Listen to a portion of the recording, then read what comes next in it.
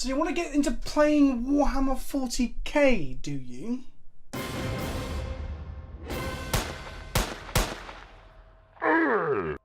I say get into playing. Warhammer is a hobby with multiple elements to it, as I discussed in my last video, where it's not just about playing, there's also the model, collecting, gluing, creation aspect, and the painting too. But I know what some people are thinking. Getting into Warhammer? Are you mad? Screams the people from the back of the auditorium. It's just so expensive, they cry, from behind their stacks of expensive magic staples or their golf clubs or other hobby enthusiast items. Look, when you've got a problem and an addiction like I have, then maybe it is expensive. Hi, I'm Vince, also known as PleasantKenobi on the internet, and I'm probably your favourite millennial communist. I don't actually count myself as a millennial communist, but I got called out on a YouTube comment yesterday, and it really resonates with me, you know? It made me start to think, and I'm like, yeah, maybe we should seize the means of production. But less about seizing the factories of Warhammer's created and more about Warhammer itself. I recently got back into the hobby after several decades of not playing. Observing the hobby from afar, almost jealously, I was kind of a coward to get back in. But now, well, I'm back in pretty deep. It's been 2 weeks, and that's not all of it. I've got stuff downstairs that I haven't built yet, or primed, or painted. I recently sold a couple of dual lands to a friend and got super into collecting my childhood army, the Sons of Sanguinius, most commonly known as the Blood Angels. The Red Space Marines that are known for getting really, really angry, and they love a good fist fight. Or chainsaw fight, or any fight for that matter. They're really fighty, they just want to get in there and fucking bang heads. So I'm balls deep into the hobby, and several of my friends are back in, or friends that never were in the first place are now in. So yeah, this is Warhammer Wednesdays, where I talk about Warhammer. Last week's episode had a resoundingly positive response from my community in my comment section. I was expecting a bit of like, but where's the magic? But there was hardly any of that. Actually, when I mentioned talking about getting started and some tips for getting started, people were like, please make a getting started video. So here we are with someone who's a couple of weeks into the hobby, talking about what they've understood and learned thus far, so you can either learn from me or imitate me, depending on how wise I seem. First things first, July is the launch of the new edition. So next month, literally within the next couple of weeks, we're going to get 9th edition. We're seeing a box called Indomitus that lands next month, and we'll have a fancy hardback, alternate cover version of the rules, and a shit ton of new models in it.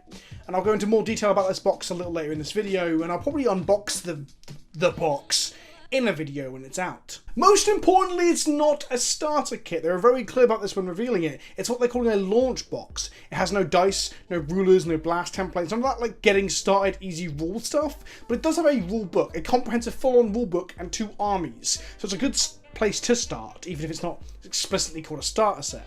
To me, that suggests that we might get a starter set at some point a little further down the line, and the book will almost certainly be available separately at some point too, much like other editions have been.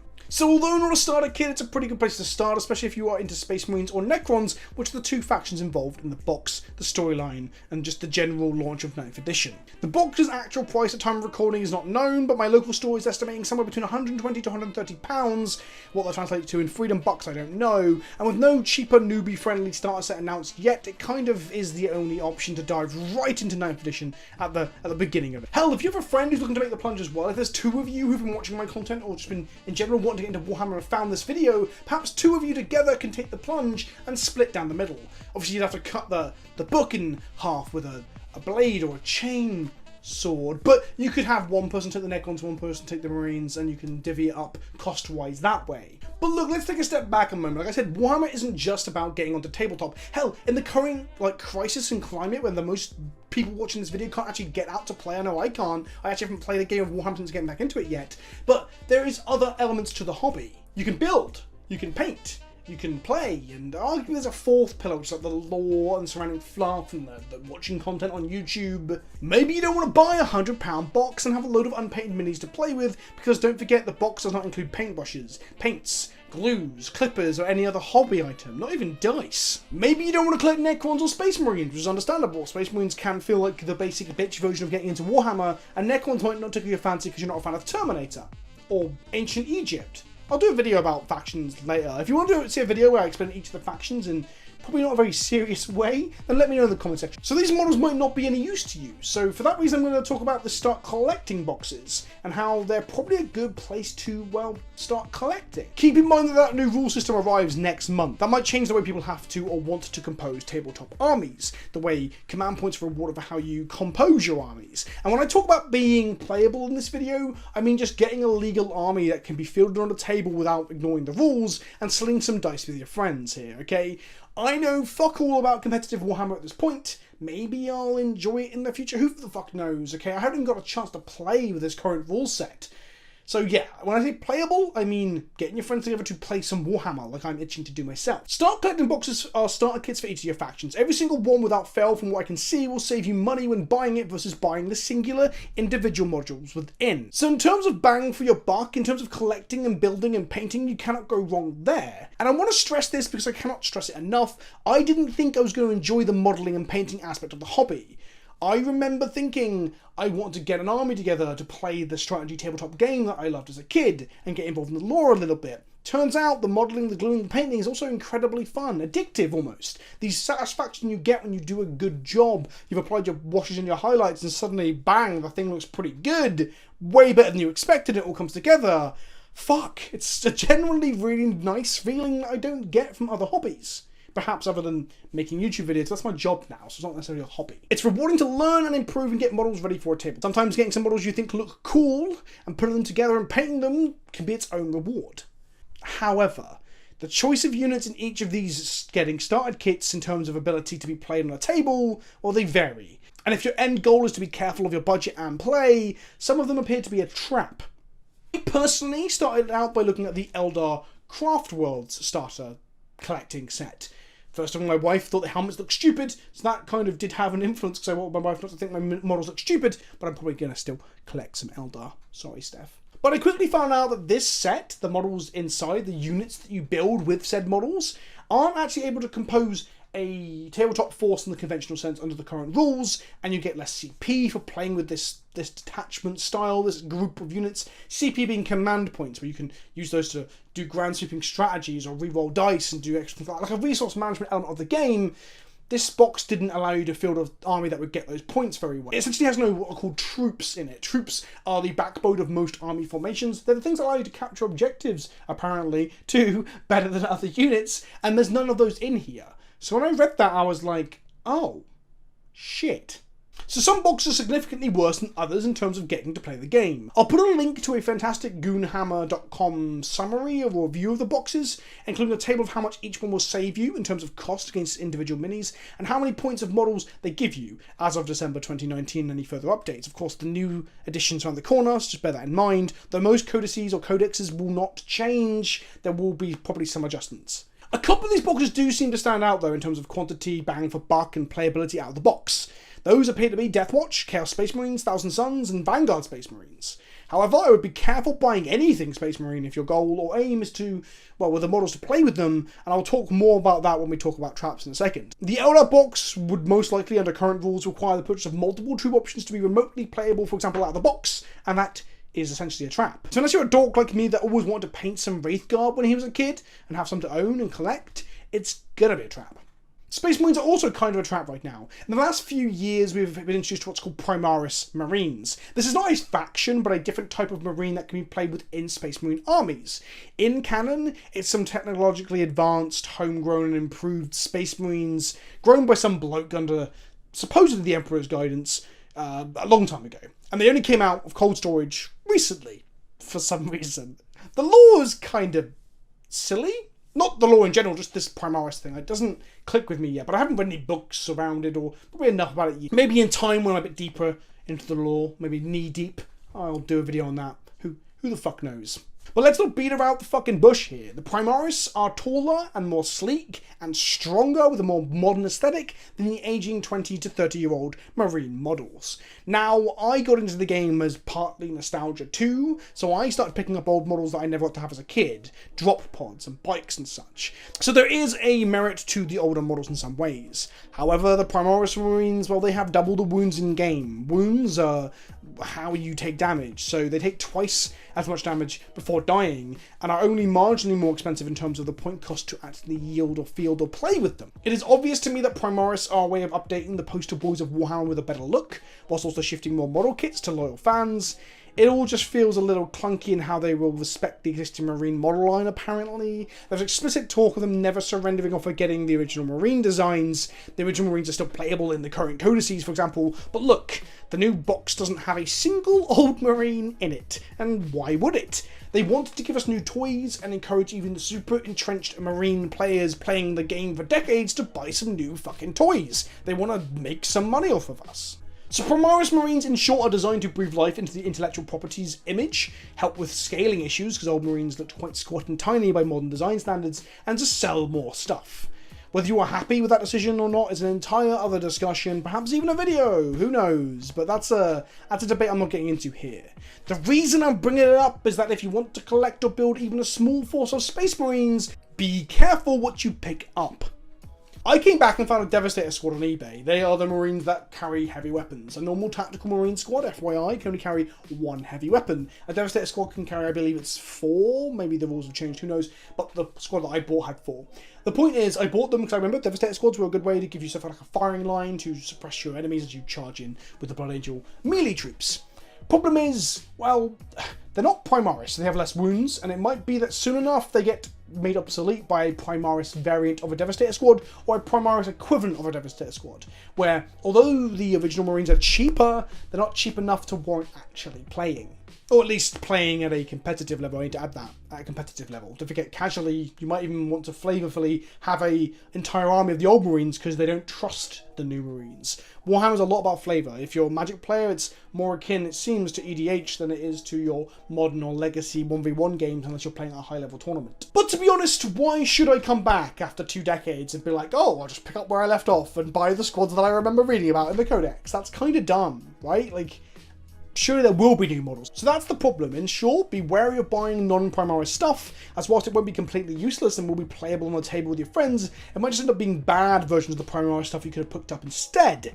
And this is where the minefield and traps start happening. The Space Marine getting started set, it's non-Primaris. The Blood Angels getting started set, non-Primaris. The Commander guys in the Terminator armor, don't know how viable that is on the tabletop, and I will always play Terminators because I love them, but it's not Primaris.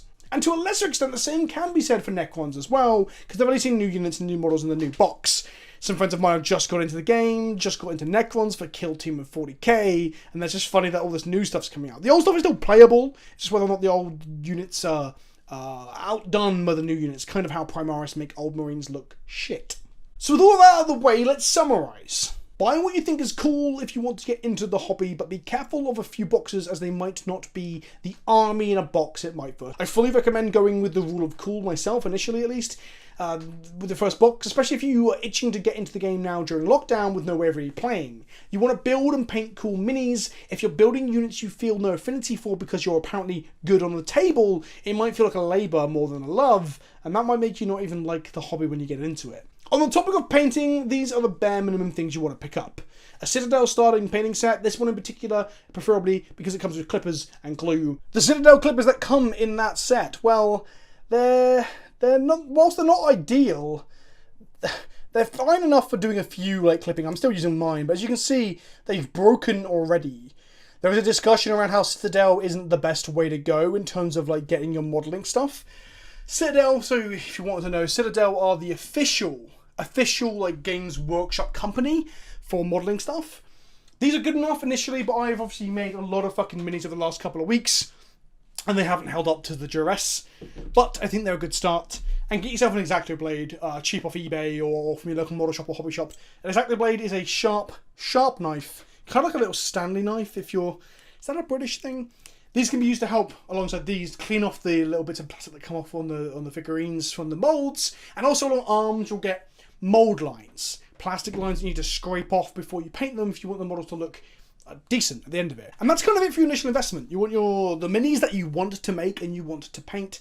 and a starter set. Now, the starter set won't have exactly every colour you want, and perhaps checking out some already established painting tutorials on YouTube to then grab 1 or 2 extra pots of paint for the exact colours. For example, a certain craft world of Eldar, or a skin tone of Tyranid, or a certain chapter of Space Marines might require a colour dot in that starter set. But also, you can kind of just make up your own colour schemes when you're initially finding your way with the colours that are in that starter set. And that's it. That's your initial investment to get at least modelling and painting. Wait, editor's note, I lied. That's not it. I'd recommend getting a better brush. The brush that come in this paint set, the Citadel paint set, is awful. It didn't last very long at all. The end metal bit, in which the bristles are connected to the stick, it disconnected and broke when cleaning it off on a rag, on a bit of kitchen roll. It was bad. So, one of the best recommendations I've had from friends who were already playing Warhammer, so thank you Teo for recommending this, and I think it was Ed that recommended it to him, not that Ed, the other Ed. But yeah, a Winsor & Newton Series 7. It's like £11 off Amazon. The easiest way for me to get one quickly was through Amazon. Don't shoot me. But yeah, this brush, I bought a lot of like varied size brushes as well to give me like varied sizes. But this brush has been perfect. It's the right size to hold enough paint on the end of the brush. Helps with detail work. It's good quality. It's just helped no end, where the Citadel brush was just bad. Further to that, I want to talk about 2 other ways you can pick up Warhammer to get to a playable stage to have an army. The first is eBay. eBay is fantastic. This might be a very obvious comment to make, but just check out eBay. People are selling unpainted, painted, damaged, undamaged, unbuilt stuff on eBay. You can get in there with auctions and try and snipe them. You can just get in there to pick up like a bag of bits. I picked up a bag of bits off eBay, and I've cut bits of that off, and I've stuck it on my Death Company soldiers. This Death Company guy here should just be stuck to the base as the default thing, but what I used with some putty and like half of a Chaos Space Marines backpack and part of a Rhino is I have made a platform for this guy as if he is climbing over the remains of an Ultramarine Rhino to go into battle. And the entire squad is on parts of that Rhino, because I've cut up all the top plating of a Rhino to create like a story on the base. And that bag of bits with a piece of Rhino in it cost me like £4 off of eBay. It was incredible. The second thing that I've been using to bolster out my army, which I got my Tactical Squad, my Predator and my Rhino from, all pre-painted, not by me. That's why the Rhino looks a bit out of colour compared to the rest of it. But I got them from trolltrader.com. This is not a sponsored post, this is more just a shout out. They have a huge selection of pre-owned Warhammer, and you can even sell your old minis. They have varieties of stuff. They have things still on sprue, they have things unpainted, they have things painted. And the painted level varies from quite poor and might need stripping to look good to like professionally painted shit, and the prices will like vary accordingly.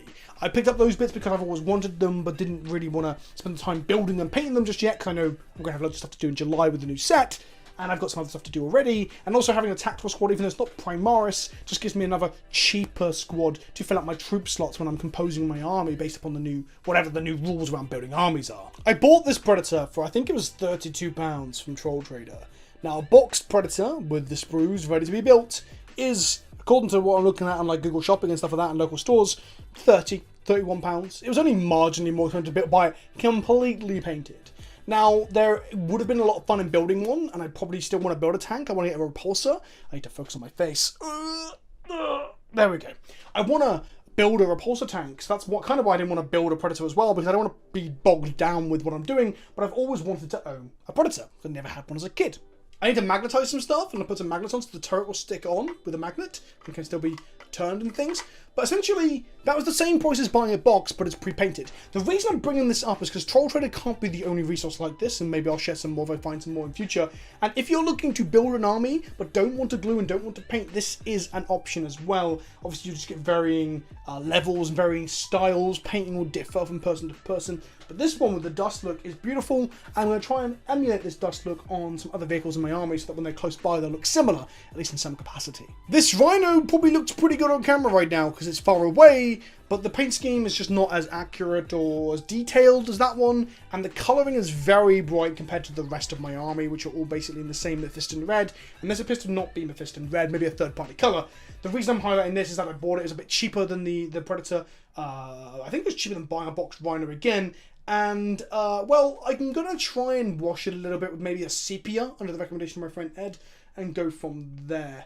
But my point is, you can buy pre-painted stuff if that's what you desire. It just might take away part of the hobby that I think is really fun. So, with that out of the way, let's talk about Indomitus real quick. This box set looks insane. You get 2 small forces full of characters and units. The vast majority of these units are new. You get this Primaris captain with a fucking sick shield, this lieutenant with some new form of pistol, and a new sculpt for the Primaris chaplain, and I fucking love chaplains. And a completely new unit in the Judicar, which is probably my favourite model in the entire box. I cannot wait to put this guy together and glue him up and paint him up. I kind of want a second one just to try a different alternate scheme and maybe have one that is like this and one that I can modify a little bit, maybe kit bash a little bit, who knows. The new units in the set, like Blade Guard Veterans, a Blade Guard Ancient, and Eradicators, which kind of feel like the new Primaris version of the heavy weapon squad I mentioned earlier. Assault Intercessors. Intercessors are the Primaris basic troop, similar to the old tactical Marine squads that I've mentioned, but with less weapon options to still give the TAC Marines an identity. This is the first time that we're seeing Assault Intercessors. For those of you that are newer, Assault is talking about close combat assaulting. So the Assault Intercessors will have access to close combat weapons, which Primaris Intercessors didn't have before. However, there's a unit called Reavers that are apparently not very good right now, according to every podcast I've listened to, which are kind of like the close combat Intercessors or close combat Primaris troops. So it's funny that we're getting Assault Intercessors. Like, what the fuck does that even leave the Reavers to do? It's funny because the Reavers were the first thing I put together. They're literally this unit over here. I'll show it in this footage here. And yeah, they're now kinda not good or useful, and they might be shit compared to the Assault Intercessors. I guess that's just part of the power creep of Warhammer. And then we get the Outriders, a Primaris variant of motorbikes, which is hilarious because as these were revealed on Twitch, yeah, I was painting up my first old school Marine bikers. Remember what I said about potentially having units that, while still playable, might end up almost pointless to take? Well, yeah, fuck. And then we have the Necron forces, which I know a little bit less about because I haven't been collecting them or reading about them or listening about them. So we get a new sculpt for their Overlord, new units in Royal Wardens, Plasmancers, Crypto Thralls, Scorpec Lord and Destroyer units, and a Plasma Scythe and a Canoptech Reanimator. All of these look really fucking cool, and there's new models for units that, well, these models came around, I believe, when I finished playing like 2 decades ago. The Warriors, these are the new Warrior builds, and these are Scarabs too. These are like the bulk of a Necron army has been jazzed up. It's funny again because several of my friends, like I said, are building Necrons right now, and now there's new models. But I guess it's just a weird time to get into it because of that. It's not a thing that happens in Warhammer all the time. These are all new units for the most part, or at least updates to existing model lines that might be in dire need of an update. All of this is push fit as well, so which means once cut loose and cleaned up with the X-Acto blades, like I said, they can be pushed together easily like the easy to build line of starter minis out on the market at the moment. This means that it actually might be a good place for someone to start building their miniatures because you don't necessarily need glue, but also because it might be an easier way to initially learn. So in short, if you're looking to get into Space Marines, any chapter really, or Necrons, this box looks fucking great. And that brings us to a close of the initial, like, how to start getting into Warhammer, or at least the things I have learnt about Warhammer and the coming 9th edition. When the box comes out, I'll be talking about 9th edition and me learning it and hopefully playing it too, and also what the box is like to put together and paint. If you've got some Warhammer ideas that you want me to talk about more in the future, do you want to know a bit more about how to use these tools or the initial process of learning to paint? I also want to do a video where I talk about like just the content creators that have helped me fall in love with this hobby. There are many things that I could do on Warhammer Wednesdays, and I'd love to know what you want to see from me. Hit me with a like button down below, hit the bell and subscribe if you haven't already, and drop a comment and let me know if there is something you want to see in future and how you thought this video went. I've been Vince, also known as PleasantKenobi on the internet. I'm hot, I'm sweaty, it's so fucking muggy in England and I need a haircut. And I'll see you all very, very soon. Ta-ta for now.